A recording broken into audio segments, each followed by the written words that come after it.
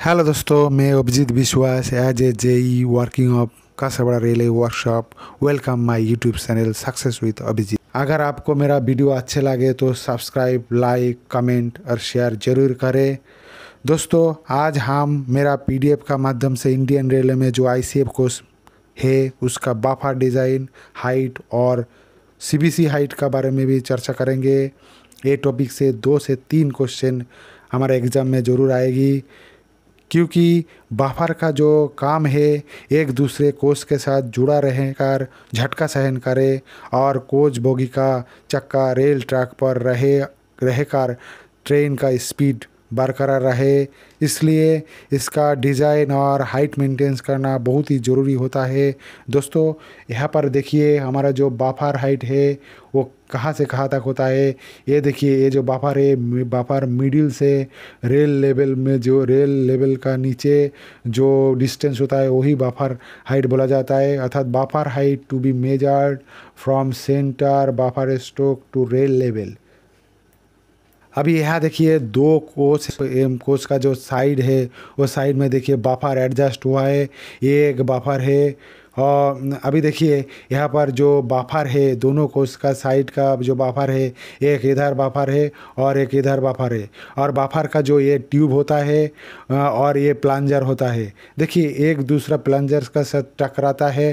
टकराने के बाद झटका सहन लेता है और झटका सहन लेने के बाद जो हमारा बाफर प्लंजर है, हमारा जो डिस्ट्रक्शन ट्यूब होता है, ये इसका अंदर जो ये है डिस्ट्रक्शन ट्यूब, ये थोड़ा सा ये बाफर का अंदर घुस जाता है और इधर भी थोड़ा सा घुस जाता है। घुस जाने के बाद यहाँ पर हमारा बाफर प्लंजर, जो बाफर डिस्ट्रक्शन ट्यूब होता है और बाफर का अंदर रहता है स्प्रिंग, वो स्प्रिंग से झटका सहन लेता है। इसलिए यहाँ बाफर हाइट, अगर यहाँ पर जो बाफर है वो बाफर हाइट का मेंटेनेंस करना क्यों ज़रूरी होता है, इसलिए ज़रूरी होता है। अगर बाफर हाइट एक दूसरे से अलाइनमेंट नहीं होगा तो ये एक बाफर दूसरा बाफर का ऊपर भी उड़ सकता है और इधर उधर हो सकता है। इधर उधर होने से हमारा जो कोच है वो कोच ड्रिलमेंट हो सकता है, अर्थात हमारा ट्रैक से नीचे आ जाएगा तो हमारा एक्सीडेंट होने का खतरा रहता है। इसलिए हमारा बाफर का हाइट मेंटेनेंस करना बहुत ही ज़रूरी होता है। और हमारा जो यहाँ जो स्क्रू कपलिंग लगता है वो का स्क्रू कपलिंग ओनली हमारा पुलिंग का काम करता है, अर्थात टानने का काम करता है। हमारा स्क्रू कपलिंग ये झटका सहन का और एक दूसरे के साथ में अलाइनमेंट करने का वो काम नहीं कर सकता है। इसलिए बाफर लगाया गया हमारा आईसीएफ में। देखिए पीछे से, जैसे साइड में, पीछे का साइड में जैसे देखिए यहाँ एक बाफर लगा हुआ है और यहाँ एक बाफर लगा हुआ है और ये देखिए हमारा स्क्रू कपलिंग। हम लोग देखेंगे इसका मेजरमेंट क्या है। जैसे हमारा बाफर जो हाइट होता है वो 3 तरफ का होता है। एक होता है टीआर कंडीशन का और एक होता है जब प्रोडक्शन यूनिट से बनकर आता है और वर्कशॉप में जो पीओएस होता है। पीओएस के बाद जो हमारा लेंथ रहता है उसी का बारे में अभी देखेंगे। अभी देखिए प्रोडक्शन यूनिट में जो हमारा बाफर हाइट मैक्सिमम हाइट रहना चाहिए। टीआर कंडीशन मतलब खाली अवस्था में हमारा गाड़ी में जब लोड नहीं रहेगा तब 1105 होगा, वो दोनों ही सेम होगा 1105। मैक्सिमम हाइट का बल है तो 1105 होगा। और minimum height from rail level TR condition, अर्थात जब हमारा गाड़ी में कोई वेट नहीं रहेगा, खाली रहेगा, तब प्रोडक्शन यूनिट होगा, तब हमारा होगा 1095। ये आपको ध्यान से याद रखना है, ये एग्जाम में आता है। और उसका बाद पीओएस का बाद जो हमारा वर्कशॉप से निकलता है तो अब 1090 रहता है, 5 मिलीमीटर कम रहता है। और अभी देखिए लोडेड कंडीशन, जब हमारा मिनिमम हाइट होता है लोडेड कंडीशन में तब 1030 होगा, ये दोनों ही सेम होता है। उसका बाद देखिए हमारा जो distance between 2 buffer at 1 end, अर्थात हमारा जो बाफर रहता है दोनों, इसका एक इंड से एक इंड तक कितना रहता है, 1956 मिलीमीटर रहता है। उसका बाद देखिए buffer projection limit from head stroke, अर्थात हमारा हम लोगों को पता है जो बोगी के बारे में हम लोग चर्चा किया है। बोगी ऐसा होता है, इसी में जो पीछे का जो ये होता है ये इसको बोला जाता है हेड स्ट्रोक। हेड स्ट्रोक का जुड़ा रहता है हमारा बाफर, तो बोलता है वो जो हेड स्ट्रोक से हमारा बाफर प्लंजर का बाफर प्रोजेक्शन जो डिस्टेंस होता है वो स्टैंडर्ड और मैक्सिमम होता है 635 मिलीमीटर और मिनिमम परमिशेबल होता है 584 मिलीमीटर।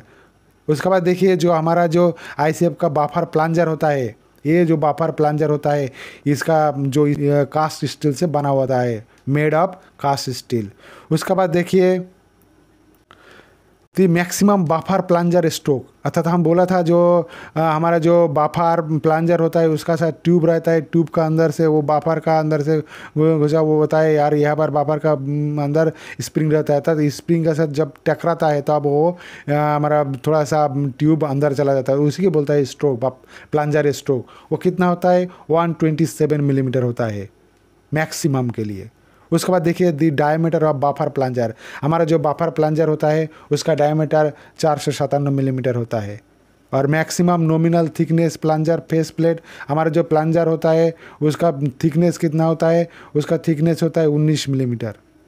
और wiring limit of plunger face plate in I shape type buffer 11 millimetre.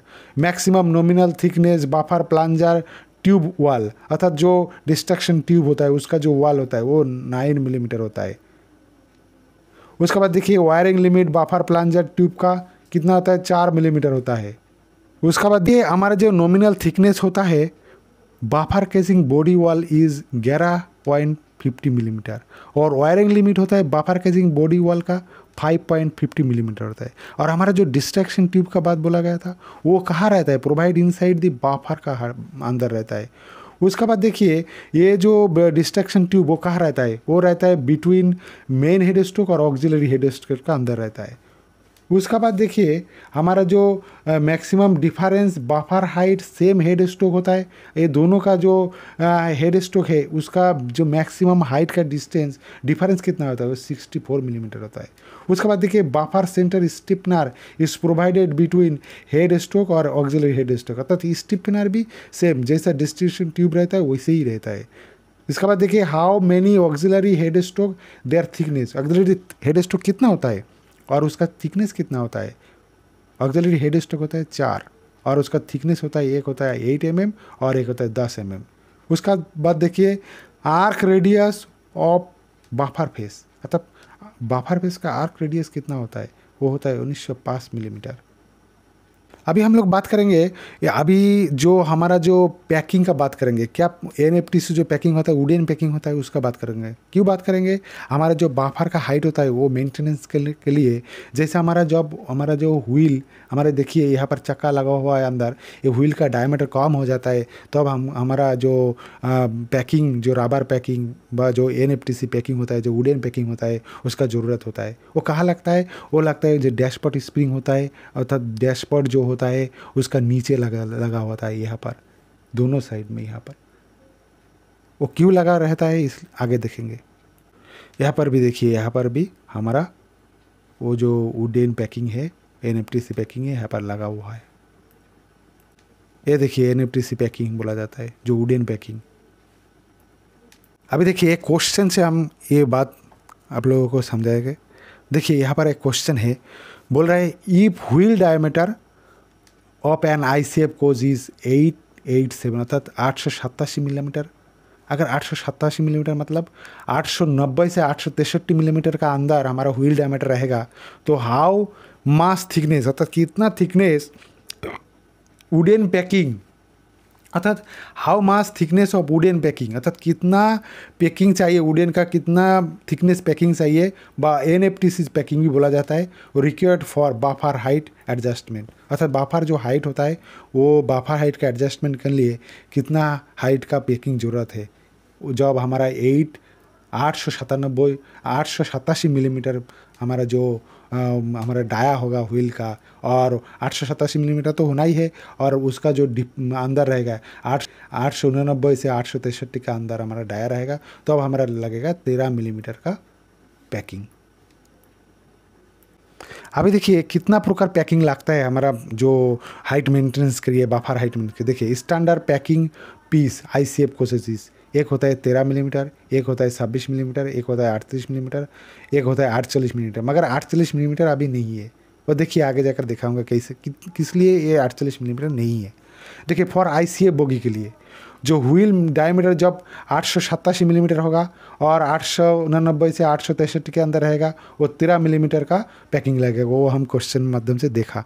अभी देखिए आगे जाकर और 3 ठो पैकिंग कैसे लगता है। देखिए हमारा जो व्हील का डायमीटर 860 मिलीमीटर अर्थात 863 से 839 अर्थात 839 से 863 के अंदर रहेगा तो अब 26 मिलीमीटर का हमारा पैकिंग लगेगा। और हमारा व्हील का डायमीटर जब 820 होगा, अर्थात 819 से 839 तक अंदर जो डायमीटर रहेगा उसी टाइम हमारे पैकिंग लगेगा 38 मिलीमीटर का।